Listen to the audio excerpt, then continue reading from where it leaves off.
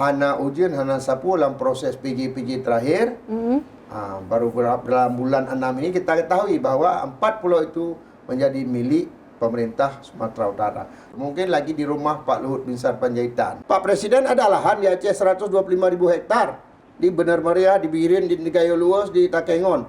Ini dah harus dikawal, Pak. Kalau enggak tanah Bapak juga diambil nanti. Sahabat kita yang di DPR RI itu yang mereka mewakili suara yang dibeli saja.